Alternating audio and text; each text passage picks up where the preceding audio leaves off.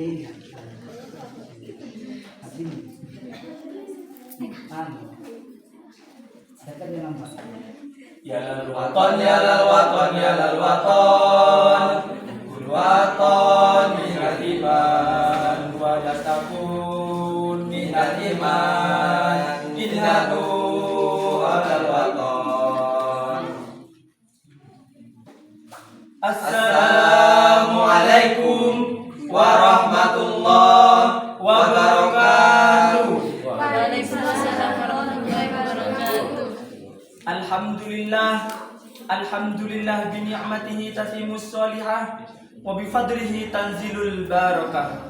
Allahumma sholli ala sayyidina Muhammad wa ala ali sayyidina Muhammad. Amma ba'du. Pertama-tama, marilah kita panjatkan puji syukur kehadirat Allah Subhanahu wa taala. Dialah Allah yang Maha Pengasih lagi Maha Penyayang, yang tak pernah pilih kasih, tak pernah pilih sayang, yang nikmatnya selalu terkucur tak terbilang. Dan karena nikmat itulah kita bisa bertatap muka di acara yang penuh kasih sayang.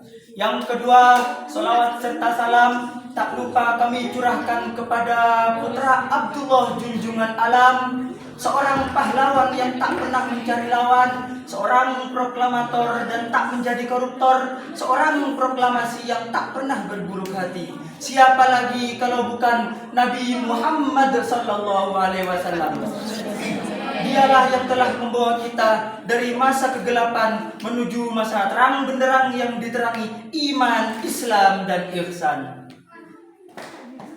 Hadirin rahimakumullah, sudah menjadi fakta sejarah nasional bahwa kemerdekaan yang direbut dari tangan para penjajah mayoritasnya direbut oleh para pejuang-pejuang muslim yang dipimpin oleh berbagai kalangan seperti kiai, ustadz, tokoh agama, dan lain-lain. Semua yang mereka lakukan bukan semata-mata memenuhi panggilan Ibu Pertiwi untuk merdeka, melainkan panggilan suci yang berasal dari ketauhidan dan keimanan. Semangat nasionalisme para pejuang Islam membuat kita dapat merasakan indahnya kemerdekaan. Oleh karena itu, untuk membahas lebih lanjut tentang nasionalisme, pada kesempatan kali ini, izinkanlah kami menyampaikan sebuah syarahan yang terangkai dalam sebuah judul Nasionalisme dalam Konsep Islam, yang berlandaskan firman Allah dalam Al-Quran surat Al-Nisa ayat 59 sebagai Bismillahirrahmanirrahim. Ya ayyuhalladzina amanu atiullaha wa atiur rasul wa ulil amri minkum. dengan menyebut nama Allah yang Maha Pengasih lagi Maha Penyayang. Hai orang-orang yang beriman itu, taatilah Allah dan taatilah Rasulnya, dan ulil amri di antara kamu. Quran surat An-Nisa ayat 59. Hadirin rahimakumullah, Ahmad Mustafa Al-Marogi dalam tafsirnya juz 3 halaman 72 menjelaskan, ayat ini adalah perintah kepada orang yang beriman agar mematuhi Allah dan mengamalkan Al-Quran serta mematuhi sunnah Rasul, dan mematuhi ulul amri yang meliputi pemerintah, para hakim, para ulama, dan panglima perang yang menjadi rujukan dalam memenuhi segala kebutuhan hidup dan memecahkan masalah yang dihadapi. Jika kita lebih mendalami makna tersebut, maka ayat ini adalah landasan bagi orang yang beriman untuk hidup berbangsa dan bernegara.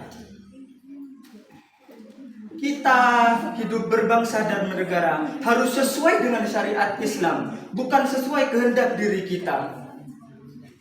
Kita sebagai masyarakat harus memiliki sifat nasionalisme, memiliki harga diri yang tinggi. Kita bukan masyarakat yang seharga dengan sandal swallow, dibayar 100.000 langsung mau ini mau itu, pilih ini pilih itu.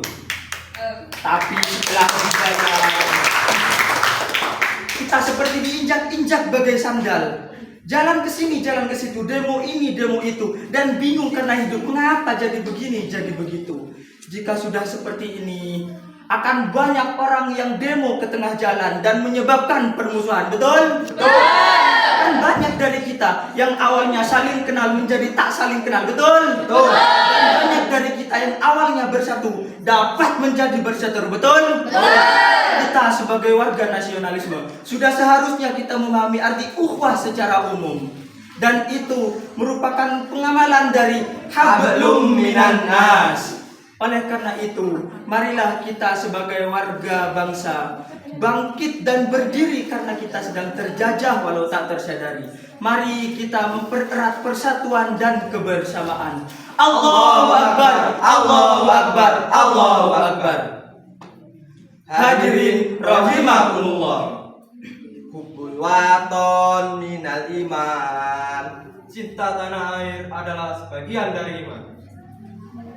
Jika negeri tersebut dibangun atas dasar syariat Islam dan berusaha menerapkan syariat Islam di setiap lininya, maka wajib bagi setiap umat untuk membelanya. Akan tetapi, jika negeri tersebut dibangun bukan di atas syariat Islam, melainkan syariat kekufuran, maka bagi setiap muslim haram untuk membela peperangan tersebut. Karena peperangan yang bukan di jalan Allah adalah di jalan tauhid. Secara tidak sadar, bangsa kita sedang terjajah. Meski bukan secara fisik, tetapi secara ekonomi, intelektual budaya bangsa. Sehingga mengkikis peradaban dan melemahkan keyakinan. Hingga memupuk perpecahan dengan segala propaganda yang dikeluarkan. Seperti inilah nampak pada pemberitaan. Jika sudah seperti ini, apa yang harus kita lakukan?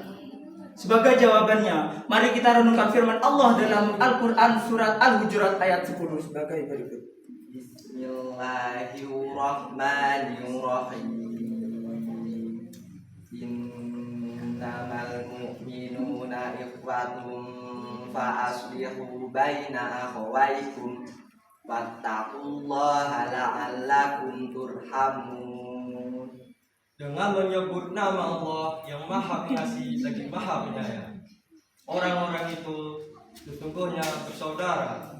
Sebab itu damaikanlah serta perbaikilah hubungan antara kedua saudaramu itu, dan takutlah terhadap Allah supaya kamu mendapat rahmat. Quran surat Al-Hujurat ayat 10.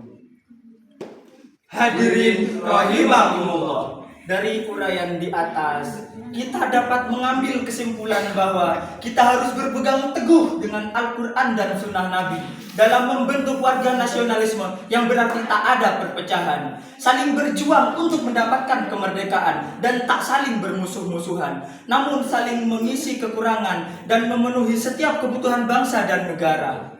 Dengan demikian, insya Allah bangsa kita akan makmur dengan rakyat yang berbudi luhur, dan rahmat Allah pun akan terkucur seperti air mancur. Amin, amin, ya Rabbal Alamin.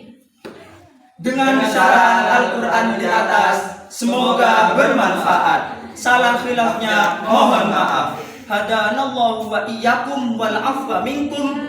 Wassalamualaikum warahmatullahi wabarakatuh.